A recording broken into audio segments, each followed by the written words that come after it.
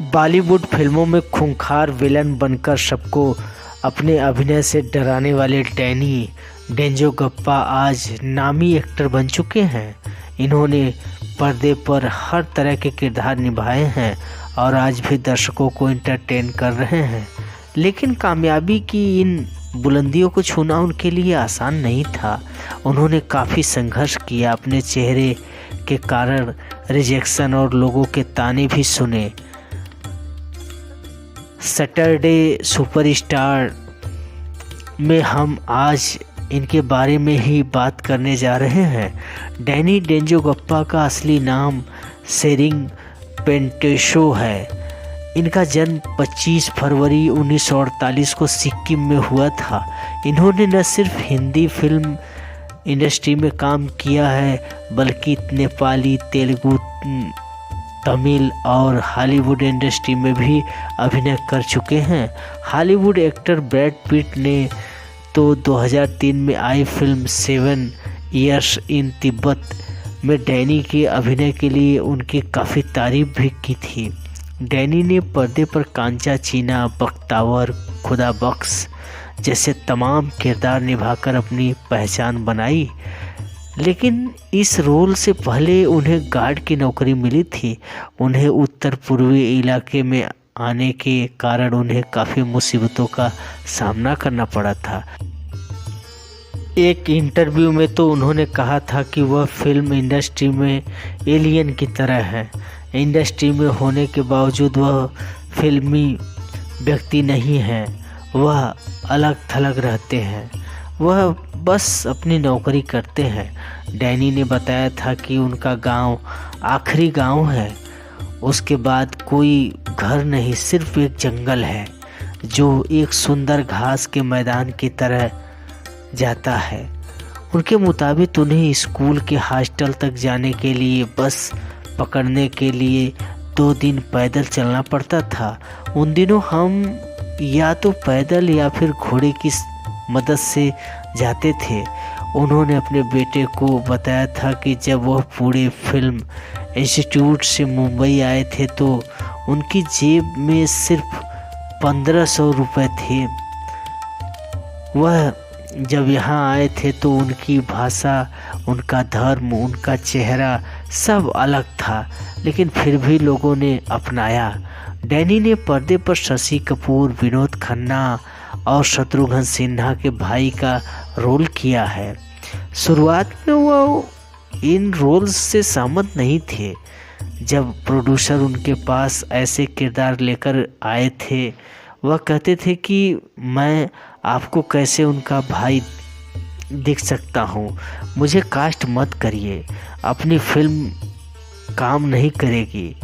Danny डेंजोगप्पा ने साल 1980 में फिल्म फिर वही रात को डायरेक्ट भी किया था। डैनी जब सिक्किम से मुंबई आए तो वह जुहू पहुँचे। उस समय डायरेक्टर मोहन कुमार का नाम चर्चा में था। उन्हें इनके बारे में मालूम था। सिक्किम के कई लोग बतौर गार्ड वहाँ नौकरी करते थे, तो वो उनके जरिए डैनी को बंगले में एंट्री मिल गई। लेकिन जब एक्टर बनने की बात उन्होंने डायरेक्टर को बताई तो वह हंसने लगे और उन्होंने गार्ड की नौकरी ऑफर की। यही बात डैनी को चुभ गई और उन्होंने खुद को वादा किया कि वह इनके ही बंगले के बगल अपना भी एक आलीशान बंगला बनाएंगे। डैनी ने दार्जिलिंग के बिरला विद्या मंदिर और सेंट जोसेफ कॉलेज में पढ़ाई की थी। इसके बाद उन्होंने हीरो बनने के लिए FTII में दाखिला ले लिया था। यही उनकी मुलाकात जया बच्चन से हुई थी। वह उनकी क्लासमेट थी। उन्होंने उनका नाम डैनी रखा था। उन्होंने मुंबई की बहुत तारीफ सुनी थी और इसलिए वह काम के सिलसिले में महानगरी आ पहुँचे। दिन भर वह डायरेक्टर, प्रोड्यूसर के दफ्तर के चक्कर काटते थे। रात में उन्हें जहाँ जगह मिल जाती वहाँ सो जाते थे। डैनी डेंजोगप्पा की किस्मत ने साथ दिया और 1971 में उनको फिल्म मिली मेरे अपने में उन्होंने डेब्यू किया और सकारात्मक किरदार निभाया। लेकिन 1973 में जब उन्होंने B.R. चोपड़ा की धुंध में विलन का रोल किया तो वह फेमस हो गए। इसके बाद इन्हें विलन के किरदार ऑफर होने लगे। 2003 में इन्हें पद्मश्री से भी सम्मानित किया गया था। डैनी ने हिंदुस्तान टाइम्स को दिए इंटरव्यू में बताया था कि उन्हें नस्ली भेदभाव का भी सामना करना पड़ा था जब वह FTII में पढ़ रहे थे। तो 1962 में हुए भारत चीन युद्ध के दौरान वह कैंपस से बाहर निकालने में डरते थे क्योंकि लोग उनको घूरते थे और उन पर खुलेआम गोरखा, चीनी, नेपाली और चिंकी जैसे तंज कसे जाते थे। वह नरक से गुजरे थे। अमिताभ बच्चन के साथ काम करने को मना कर दिया था। डैनी ने फिल्म फेयर को एक इंटरव्यू में कहा था, मैं खुद को अमित जी के साथ काम करने से रोकता रहा। मैंने सोचा कि वह बहुत बड़ा अभिनेता है जिसे सबसे अच्छी भूमिकाएं मिलती हैं। अगर मैं उनके साथ एक ही फ्रेम में होता तो कोई भी मुझे नोटिस नहीं करता। अगर फिल्म हिट होती तो सारा श्रेय उन्हें जाता, लेकिन अगर यह फ्लॉप हो जाती तो उनको दोषी ठहराया जाएगा। मैं मांझी दिवंगत निर्देशक मनमोहन देसाई को भी मना करता रहा जिन्होंने मुझे अमित जी के साथ मर्द और कुली सहित 4 फिल्में ऑफर की थी।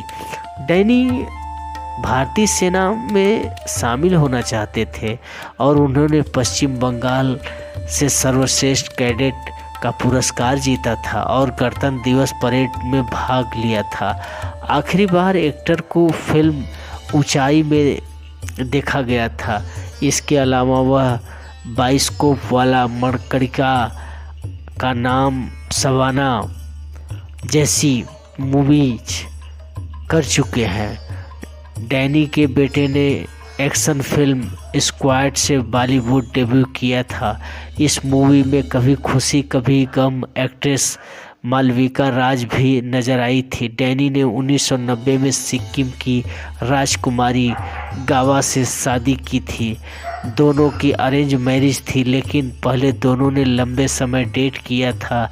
इसके 2 बच्चे हुए, रजनी डेंजोगप्पा और पेमा डेंजोगप्पा। आशा करता हूँ दोस्तों डैनी से जुड़ी यह कहानी आपको पसंद आई होगी। अगर कहानी पसंद आए तो please like, subscribe, share, follow, comment ज़रूर करिएगा। फिर मिलेंगे अगले वीडियो में। तब तक के लिए आप सभी को अलविदा।